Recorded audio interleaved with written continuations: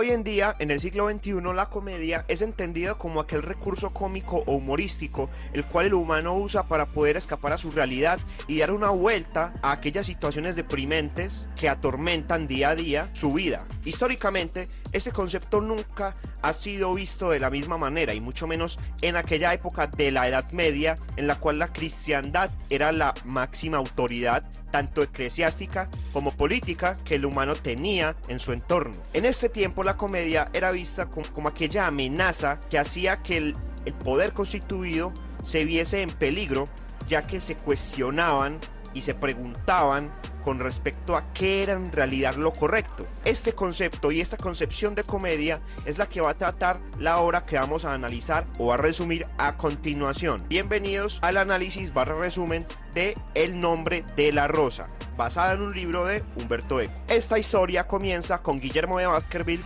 y su aprendiz Atzo. Estos dos son monjes franciscanos que fueron mandados a una abadía en algún lugar de Europa para poder investigar unos sucesos bastante raros que han ocurrido recientemente. Más específicamente van a investigar un asesinato. Vemos que los dos monjes entran a la abadía y saludan al que vamos a llamar el abad.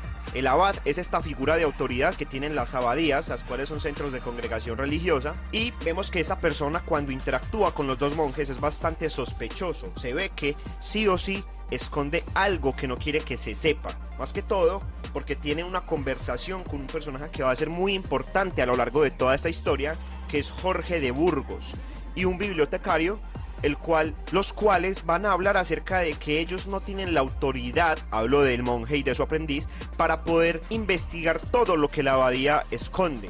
En este punto, ellos advierten que la mayor autoridad indagatoria e investigativa que puede llegar a intervenir va a ser la institución de la Santa Inquisición, institución que en ese tiempo buscaba y cazaba a aquellos representantes de lo que ellos llamaban el diablo, o brujas en el sentido más coloquial de la palabra, para poder ajusticiarlos y quemarlos y que rindan lo que ellos llaman justicia hacia el verdadero Dios Jesucristo y todos sus derivados. La primera muerte que se investiga es la del hermano Adelmo.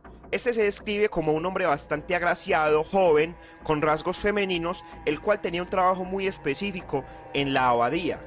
Este hombre era el responsable de ilustrar imágenes religiosas en bastantes textos sagrados. Por si ustedes no sabían, en ese tiempo las abadías, algunas de ellas, tenían un trabajo bastante específico y era el de producir textos religiosos. Estos textos, como no puede ser menos, tenían que ser bastante adornados y glorificados, de modo que, aparte de que fueran textos religiosos, fueran obras de arte. Pero tienen que ser obras de arte adaptadas al contexto religioso. Siempre se tiene que glorificar a Dios. En este sentido, Guillermo y su aprendiz Atzo se dan cuenta que la muerte de Adelmo está rodeada de bastante misterio, ya que primero se presume que era un suicidio, principalmente porque Adelmo posa su cuerpo en un lugar bastante recóndito, el cual solamente era accesible mediante una salida principal o mediante un salto que se realizaba desde una torre. Como vemos, y como dice Guillermo de Baskerville, estas heridas son correspondientes a una caída, por ende tuvo que haber sido empujado o él tuvo que haber saltado, y por la distancia que hay del cuerpo a la torre, lo más seguro y lo más posible era que el mismo Adelmo hubiese saltado. Algo también de lo que Guillermo se da cuenta en este punto es que Adelmo no solamente era un ilustrador religioso reglamentario de la iglesia, sino que él también utilizaba su profesión para poder hacer comedia. Esta comedia se veía representada mediante las ilustraciones modificadas que él hacía. ¿Cómo eran estas ilustraciones modificadas? Simplemente él reemplazaba los humanos y las figuras intocables por animales, los cuales representaban la acción contraria a la que se quería representar. Por ejemplo, el abad, que en este punto era como el mayor representante de la iglesia para la abadía, o sea, el mayor representante de autoridad, era dibujado como un asno que simplemente se paraba enfrente de las personas y hacía reír. O sea, no se daba el lugar correspondiente al abad, sino que se tornaba la situación de una manera cómica para que tal vez se tuviese un poco de protesta en el sentido de cuestionar la autoridad que se tenía en la abadía. Puede llegar a ser una explicación lógica para esos dibujos, según Guillermo de Baskerville. También conocemos a una persona muy importante para este punto de la historia, que es Jorge de Burgos. Es una persona ciega, bastante vieja, de mucha edad, la cual se caracteriza por ser muy amargado y por cuestionar cuáles son las virtudes, cuáles son las reales virtudes de la risa y de la comedia. Según él, la realidad es cruda, es fría, es gris, es simplemente un sufrimiento destinado al placer de Dios, el cual no debe ser tomado a la ligera y nunca debe cuestionarse tal seriedad. Por ende, la risa y la comedia son cosas inadmisibles para su pensamiento. Este arquetipo de vida que él tiene, que él manifiesta, es un arquetipo de vida amargado, es un arquetipo de vida al cual no solamente glorifica a Dios, sino que desmagnifica al humano, hace que el humano sea subvalorado y por ende puesto simplemente como un tipo de servidumbre, como un tipo de mecanismo de alabanza a Dios. No hay libre albedrío, no hay formas de pensamiento diferente, no hay formas de pensamiento reales, sino que simplemente hay pastoreo. Simple y llano pastoreo, manejar la masa. Mientras Guillermo y Azzo siguen investigando la muerte del hermano Adelmo, ocurre una segunda muerte. En este caso va a ser la del hermano Venancio. El hermano Venancio era caracterizado por ser un famoso traductor del griego. En este sentido, la mayor preocupación de Venancio era tratar de traducir los textos antiguos de Aristóteles. La muerte de Venancio ya no es tan evidente como la muerte de Adelmo, ya que la muerte de Adelmo se presume como un suicidio. En este caso, la muerte de Venancio va a ser un tanto más sospechosa, ya que él es encontrado en uno de los barriles de sangre de puerco que manejan en la abadía. Lo encuentra totalmente sumergido y con las patas hacia arriba. Por ende, no solamente lo asesinaron, entre comillas, sino que también lo humillaron, de manera que estaban haciendo alusión a las diferentes trompetas que van a sonar antes del apocalipsis. En este caso es la trompeta de la sangre. Es importante saber que Adelmo y Venancio tenían una relación bastante estrecha, ellos eran amigos.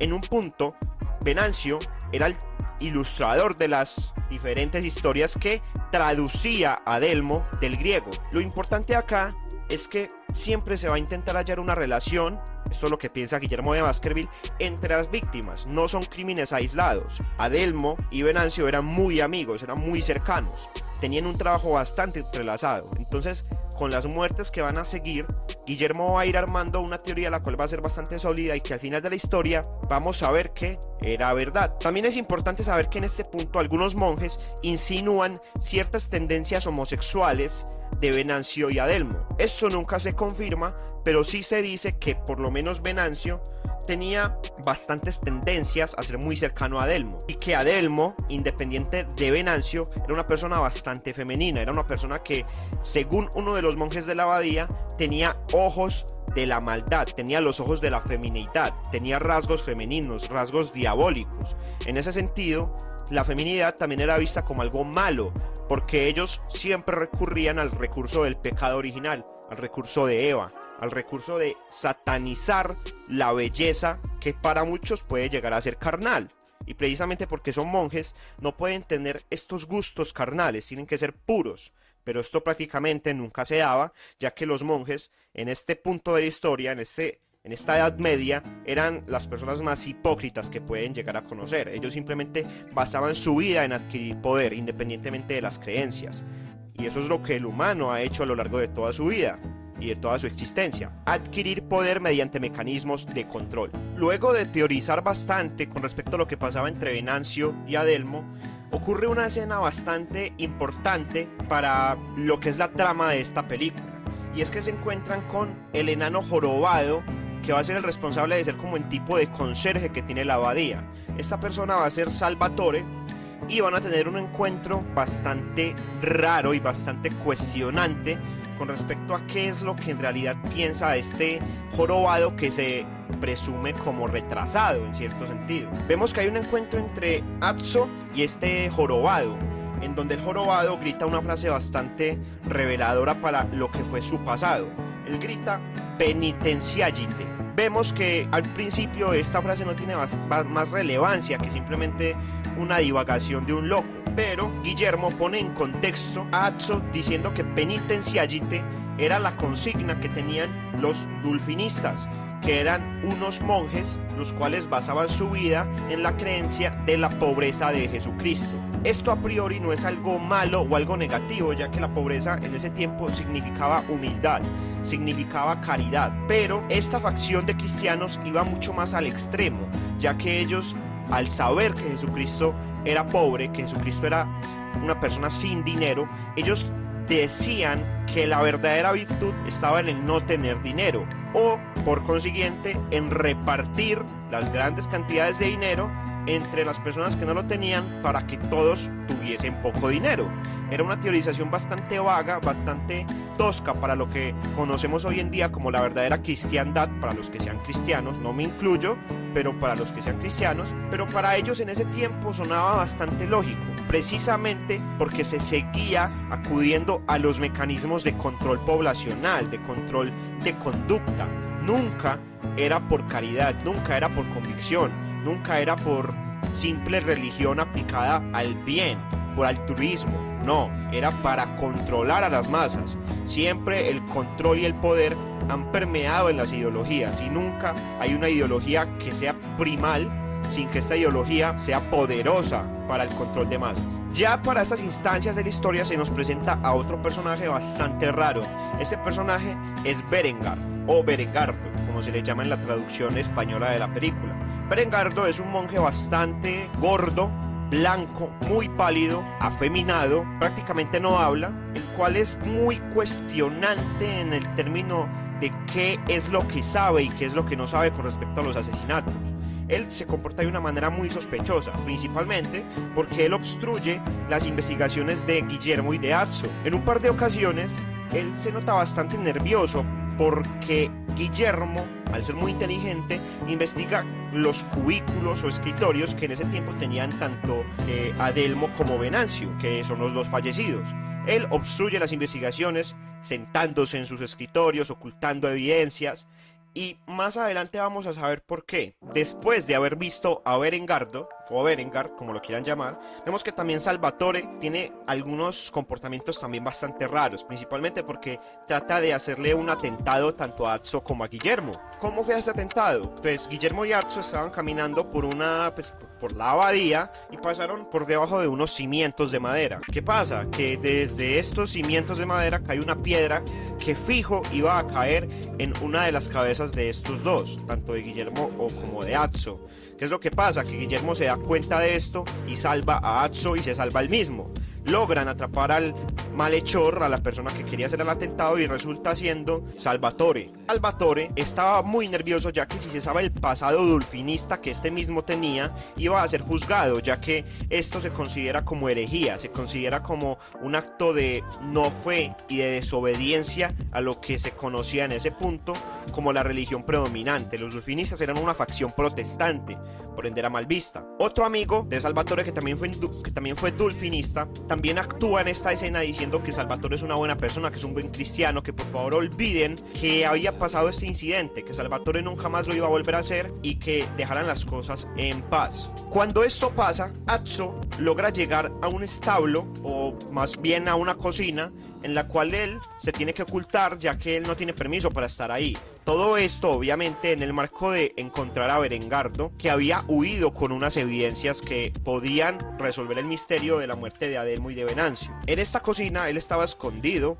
y se encuentra con una muchacha que en ese tiempo, en ese punto, se puede identificar como una persona muy pobre, como una persona que no tiene nada que ver con el poder, una persona que es totalmente relegada, que come sobras, que tiene que robar, que tiene que vender su cuerpo para comer. En este punto vemos que esta persona se ve bastante interesada en Azzo y terminan teniendo sexo. Esto Azzo nunca lo va a olvidar, ya que para él este fue el único acercamiento carnal, sexual, que tuvo alguna vez hacia una mujer. Después de que estos dos tienen su encuentro sexual, Azzo se da cuenta que esta mujer dejó un saco. este saco tiene un corazón. Entonces Atso entra en total pánico y va a buscar a Guillermo. Guillermo acude a Atso y le dice que tiene que meterle lógica a la vuelta, ya que este corazón es muy grande para ser un corazón de humano, por ende es un corazón de buey, y lo que en realidad estaba haciendo la muchacha no era ocultar un cadáver, sino robar un poco de comida. Lo que Guillermo le dice a Atso es que lo más seguro es que esta comida fue entregada de un monje hacia la mujer a cambio de placeres carnales, y Atso se queda bastante intrigado, ya que la mujer nunca le pidió nada para tener sexo con él, a lo que Guillermo le responde que este monje que le da el corazón a la muchacha debió haber sido un hombre muy feo y muy desagradable, ya que de haber sido un hombre hermoso y joven, la mujer hubiese accedido a dar sus placeres carnales de manera gratuita. Nunca hubiese tenido que pagar a alguien para poder tener algo con ella si esta persona hubiese sido agraciada, hermosa y agradable para la muchacha. A lo que Atso queda bastante intrigado, ya que él cree que lo que en realidad pasó con ella fue un acto de amor, un acto divino simplemente. En este punto, la posición de Berengar es bastante cuestionable, ya que es obvio que se está ocultando algo. Vemos que Berengar lo que esconde es un libro, el cual estaba posicionado antes en el escritorio de Adelmo y Venancio, que precisamente ellos dos se sentaban juntos para poder hacer pues sus obras de arte y sus traducciones.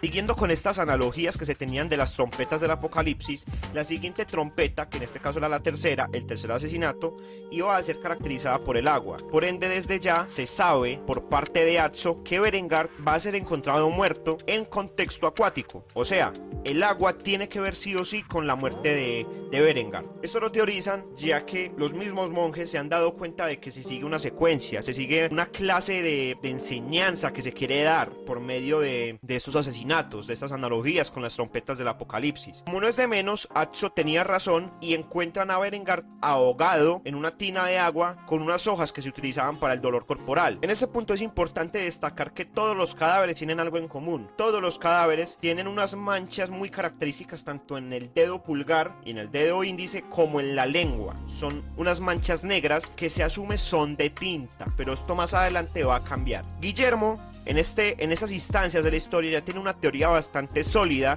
la cual quiere compartir con el abad. Esta teoría tiene que ver con la muerte de los tres monjes y de un punto crucial, el cual va a entrelazar las muertes de estos monjes. Guillermo en primer lugar dice que Adelmo, que es el primer muerto, quería leer algunos libros prohibidos. Estos libros eran custodiados por el asistente del bibliotecario, que en este caso era Berengar. ¿Qué es lo que pasa? Que Berengar, al ser una persona con tendencias homosexuales y al ser una persona bastante retraída, rara, le gustan los chicos jóvenes. Por ende, le dice a Adelmo que el principal requisito para poder adquirir estos libros era darle pues sus placeres carnales. En efecto, Adelmo da estos placeres carnales y logra leer dicho libro prohibido. ¿Qué es lo que pasa? Que después de que esto sucede, Adelmo siente mucha culpa y se lo manifiesta a su amigo Venancio. Seguidamente entrega el libro prohibido a Venancio y se suicida. Venancio, en este caso, se queda con el libro y lo empieza a leer.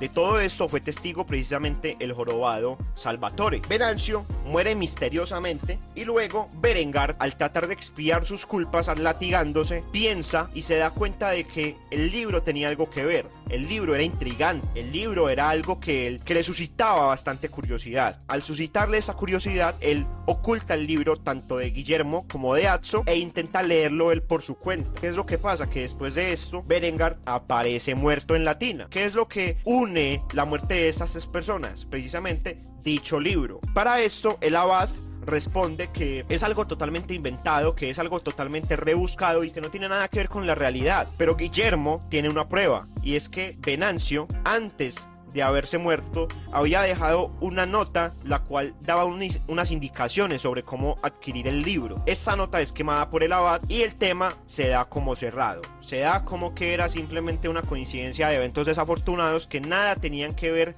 con un libro de la muerte. Para este punto, Guillermo dice, en realidad lo que está pasando es que el libro mata o por este libro matan, y hay que investigar precisamente qué es lo que está pasando en la biblioteca, que es el lugar donde están todos los libros de la abadía y que precisamente nadie tiene acceso a él exceptuando al bibliotecario y a Berengar, que ya está muerto. En ese sentido, y para seguir la investigación, Atso y Guillermo quieren seguir investigando qué es lo que pasa con la biblioteca. Por ende, luego ellos logran encontrar un pasadizo secreto para acceder a ella, ya que el bibliotecario no los deja entrar. Por obvias razones, algo se está escondiendo en esta biblioteca. Vemos que en esta biblioteca hay una inmensidad de libros muy vasta. Hay muchos libros, precisamente de autores griegos, de autores no cristianos. O sea, hay una diversidad cultural muy enorme en esta biblioteca y se presume que es una de las bibliotecas más grandes de la Europa Media en cuestión de libros que no son cristianos, libros que no son dogmáticos, libros que son verdadero conocimiento, entre comillas, ya que los monjes de esta época no veían estos libros como verdadero conocimiento, lo veían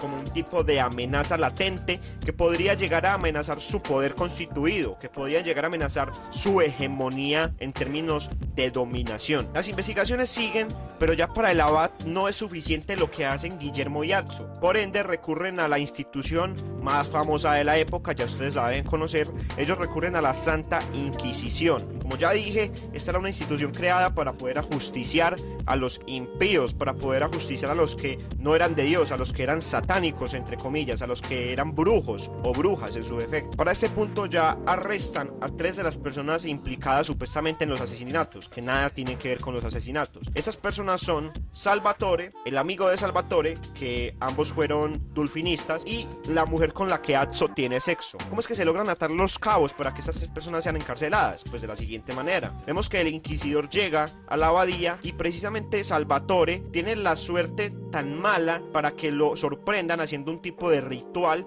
el cual tenía como principales objetos a un gallo negro y a unos huevos. Esto para el inquisidor era totalmente satánico, era algo que no era cristiano y que debía ser castigado. Esto en el contexto de saber que en ese preciso momento estaban ocurriendo asesinatos era la excusa perfecta para poder solucionar el problema. Los asesinatos eran rituales que Salvatore hacía con esta mujer que estaba con Salvatore y que el amigo de Salvatore encubría. O sea, era la coartada perfecta para poder, primero, instituir la verdad cristiana y segundo, resolver el problema que estaba atormentando a la abadía. También sabemos, mediante el diálogo, que el inquisidor y Guillermo tienen un pasado bastante estrecho, precisamente porque Guillermo, antes de ser un monje franciscano, dado a la verdad, dado a la lectura, dado al conocimiento, dado a la ciencia, era también un inquisidor, y gracias a él muchas personas perdieron la vida por acusaciones vacías y vagas para mantener el poder constituido. De esto Guillermo no se siente nada orgulloso y es una persona que en ese punto quiere olvidar ese pasado, pero está en el ojo del huracán, ya que él, al ser el mayor opositor del inquisidor, ya que él está dando razones con argumentos reales y no simple dogma, vemos que el inquisidor tiene una inquina bastante arraigada a Guillermo. El inquisidor quiere que Guillermo no esté bien, quiere que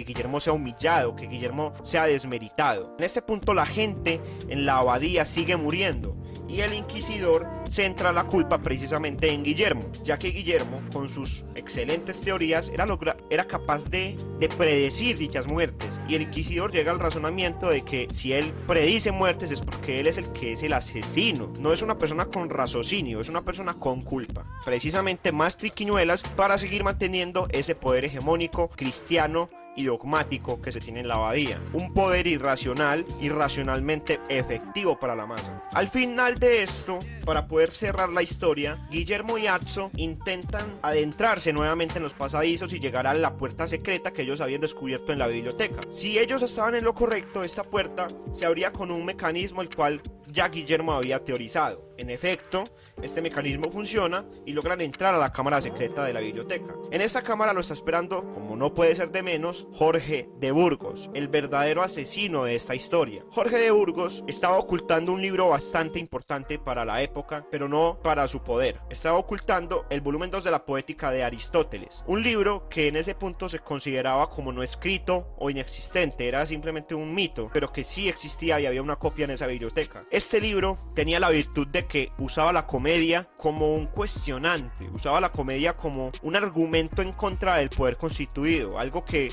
no le convenía a nadie, precisamente porque Jorge de Burgos estaba en la hegemonía actual de esa época, estaba en el poder, y porque él era una persona que personalmente odiaba la comedia y la risa. Eran el caldo de cultivo perfecto para que la gente muriese por ese libro, para que Jorge de Burgos pudiese asesinar por ese libro. El mecanismo que utilizó Jorge era envenenar las letras, envenenar las páginas del libro. Por eso siempre que se encontraba una persona muerta tenía los dedos y la lengua negras, ya que al pasar la página ellos relamían su dedo para poder pasarla pues, de una manera más efectiva, y por ende se terminaban envenenando. Ya que Jorge de Burgos es ciego, él intuye que cuando lo sorprende tanto Atso como Guillermo, ellos quieren leer el libro y él los alienta. Él les dice: ya ganaron ustedes ya han ganado esta contienda, ya me descubrieron, les doy permiso de que lean el libro. Con lo que él no contaba era con que Guillermo iba a usar un guante protector. Él se percata de esto y emprende la huida con el libro para poder destruirlo. Guillermo no va a dejar que esto pase, pero al final todo esto se desenlaza en que esta enorme biblioteca llena de conocimiento, llena de perspectivas diferentes al cristianismo, es quemada, es destruida. Todo ese conocimiento es simplemente efímeramente convertido en cenizas, más y menos que cenizas. Ya aquí en este punto todo es caos. El inquisidor muere ya que tiene un accidente al querer huir, ya que él no contaba con este incendio. Todo se torna en anarquía, la gente roba y al final Guillermo y Atso abandonan dicha abadía. Todo se desenlaza en que el poder es derrocado, precisamente no porque se sepa la verdad, sino porque el mismo poder iba a encontrar su fin en ocultar dicha verdad. No hubo anarquía precisamente porque se supiese la verdad de la poética de Aristóteles o porque la comedia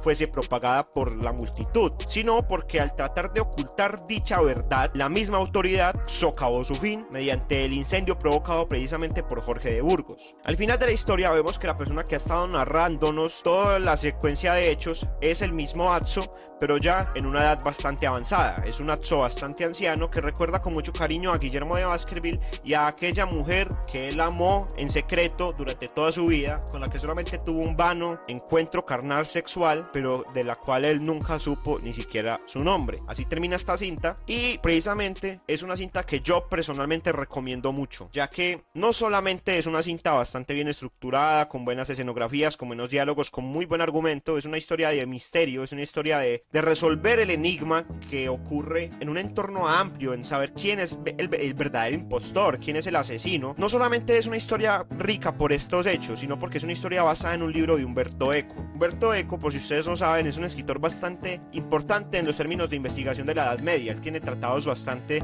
amplios con respecto a qué simbolismos y a qué significado se le da a diferentes objetos, instituciones, personas, símbolos de esta Edad Media. Precisamente yo tuve la oportunidad de leer bastantes textos de él en una materia pues de la universidad. No tuve el placer de leer este libro, pero yo de antemano sé que él es un muy buen escritor y que todo lo que venga de él es buena calidad. En este punto también hay que tener bastantes consideraciones con respecto a lo que se cree y a lo que no se cree de la época de la Edad Media. Mucha gente cree que la Edad Media fue una época mediocre en términos de conocimiento, que fue una época de puro oscurantismo, el cual no veía la luz en ningún tipo de producción nueva, que simplemente se trataba de manipular a la masa para tener un control hegemónico, totalitario y absoluto con respecto a lo que se va a creer y a lo que no se va a creer. Todo esto precisamente para controlar la riqueza. Esto tiene una parte de verdad y una parte de mentira, ya que aunque esto sí fue así, aunque las instituciones sí manejaron el poder de esta manera que acabo de narrar, en todas las épocas de la historia, sea más oscura o sea más clara, hay intelectuales los cuales se preocupan por el conocimiento. En ese sentido, el que más podemos ver identificado en este rol es Guillermo de Baskerville, pero no solamente fue él el que estaba interesado por el conocimiento. Hubo filósofos cristianos de la época los cuales también intentaron dar producción literaria nueva y producción de conocimiento nuevo. En este caso podemos destacar a dos principales, a San Agustín y a Tomás de Aquino, dos personas las cuales no solamente siguieron el arquetipo de cristiano perfecto de la época, sino que además de esto lograron dar una nueva visión a diferentes autores pasados.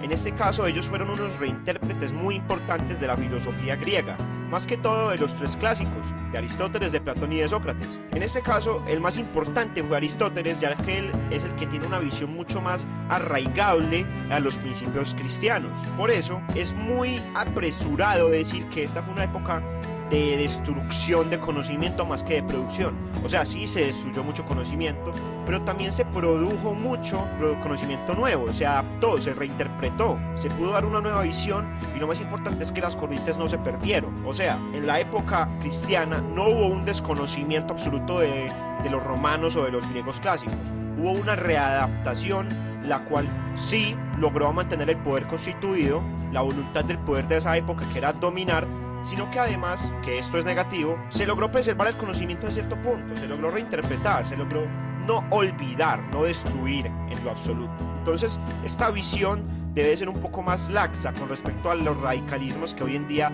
se tienen con respecto a la Edad Media. Debe ser bastante más abierta, no ser tan radical en el sentido de decir que todo fue destrucción, todo fue atraso. No fue tan así en realidad. Otra cosa importante para el análisis de esta cinta es también ver en qué tipo de personaje se inspira el protagonista de esta historia, que precisamente no es Atzo, sino Guillermo de Baskerville. Como vemos, Guillermo es una persona bastante cuestionadora, es una persona que se pregunta, es una persona que no tiene arraigada la fe ciega que se tiene normalmente en la época, o sea, no es un monje cotidiano. Él es monje precisamente porque es la manera más accesible que se tiene en la época al conocimiento. Los monjes son los dueños del conocimiento. Él, para adquirir conocimiento, tiene que ser un monje. No precisamente porque su vocación sea religiosa o eclesiástica, es porque su vocación es científica. En ese sentido, hay un monje que también se le asemeja mucho, que este monje sí existió en la realidad, que es Guillermo de Ockham. Guillermo de Ockham, como ustedes lo pueden intuir, tiene mucho que ver con esta consigna de la navaja de Ockham, que en ese tiempo era considerada como presciencia, o sea, en ese tiempo era ciencia, pero hoy en día lo podemos catalogar como presciencia, ya que es como la manera más primitiva de acercarse al método científico que después iba a desarrollar en la modernidad. La navaja de Ockham era una consigna, era una proposición que se daba para acudir a la simpleza de la vida, a la simpleza de los argumentos científicos. ¿Cuál era esta simpleza? Que siempre que algo pudiese pasar y fuese lo más fácil para que pasara, iba a ser la verdad. O sea, las explicaciones rebuscadas o explicaciones irracionales no eran admisibles en la teorización para la resolución de un conflicto. En pocas palabras, se suele decir que la navaja de Ockham se resume en la siguiente frase: en igualdad de condiciones, la explicación más simple suele ser la más probable, precisamente porque las explicaciones simples son las que van a componer al mundo. Simples no en el sentido procedimental de la palabra, sino simples en lo evidente. Por ejemplo, si estoy mojado es porque me he mojado con agua, no con lava, no con otra cosa. Es la explicación más simple. El ejemplo no es que sea tan ilustrativo, pero la idea ojalá que sí la logren coger un poco. La explicación más simple suele ser la más probable, la más posible, en un contexto de igualdad de condiciones entre diferentes probabilidades. Ya en términos técnicos, como dije, la película es bastante bacana, es muy agradable. Es una película del siglo pasado, es una película que no es como... No es que tenga los mejores efectos especiales que se va a tener en el cine, pero logra cumplir a cabalidad su cometido. Esta película brilla no solamente por sus escenarios, que están muy bien logrados de hecho, sino también por su argumento. Lo más importante de esta película es su argumento y su mensaje, más que todo con esas teorizaciones de la comedia, del poder, de cómo las masas son manipuladas simplemente por un pequeño grupo que tiene intereses muy definidos, y cómo la masa es capaz de hacer protesta para que estos grupos no manejen y permeen su vida. Para estos temas es bastante bueno leer a un autor de la modernidad, no tiene nada que ver prácticamente con la Edad Media, pero es muy bueno en términos de analizar el poder. Este es Michel Foucault. Michel Foucault tiene tratados y tratados acerca del poder, acerca del control, y que es muy bueno que puedan llegar a leer, ya que enriquece bastante estos tipos de temas.